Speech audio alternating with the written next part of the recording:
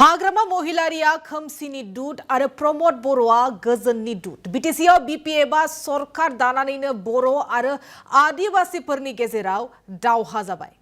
इस्लामफोरनि मस्जिदाव गाग्लोबनाय जाथाय हाग्रामा महिलारिया गावनो सिमान लादों दायो बिपिएफ गैला एनडीए जाबाय होनना विधानसभा बिसायख'थि खाथि सफैनाय लोगो लोगो दैदेनगिरिफोरखौ गाग्लोबारि फिनजाथाय होनाय नुनो मोनदों। चिरां जिल्लानि यूपीपीएलनि बिजाथि रनजित बसुमतारी एबा बीआरएफ फेरेंगाया बिसायख'थि फोसावदिं सालायनाय बेबाराव हाग्रामा महिलारिखौ गोख्रों रावजों सोंखारियो। तुंगत उठिছে आमार जुआ 10 दिनत आमी 1500तকৈ बेছি मिटिंग करिलो। आमार এই অঞ্চলত 1365টা সুব্বা আছে। নাজানো এই ক্ষেত্ৰৰ বেলেগ বেলেগ পলিটিক্যাল পাৰ্টি জ্ঞাত হয় নে নহয়, কিন্তু এই 1365টা সুব্বাত আমি সম্পূৰ্ণভাৱে মিটিংটো কৰি শেষ কৰিলো। এতিয়া আমি ব্যক্তিগতভাৱে ঘৰে ঘৰে সোমাই আছো। 1500তকৈ মিটিং আমি কমপ্লিট কৰিলো। আগন্তুক দিনত আমি কেনেকৈ কাম কৰিব লাগে, এই সমাজখন এই অঞ্চলটো আমি কেনেকৈ ডেভেলপ কৰি এইবোৰ বিষয়ে আমি ৰাইজৰ লগত পৰ্যালোচনা কৰি আছো।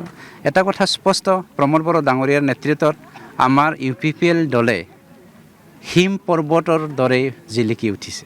সৌ দিনাখন যে 17 বছৰৰ পাছত 17 বছৰৰ চৰিত্ৰটো যে ওলাই পৰিল বড়ো সান্তালী কনফ্লিক্ট কৰি পেলাই, যি বড়ো সান্তালী কনফ্লিক্টটো কেতিয়াও আমাৰ বিটিচিৰ 35 লাখ জনসাধাৰণে কামনা কৰা নাছিল, তাহানি 17 বছৰটো তেওঁলোকে উৎপন্ন কৰিলে।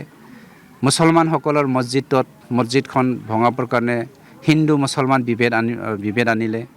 গতিকে আপুনি চাওক, এই 4 মাহত 5 বছৰত যদিকে আমি আৰ্মিৰ ইউনিফৰ্ম দেখিবলৈ সক্ষম হোৱা নাছিল, আৰ্মি ডিপ্লয় কৰিব লগা হৈছে, 144 ধাৰা জাৰি কৰিব লগা হৈছে।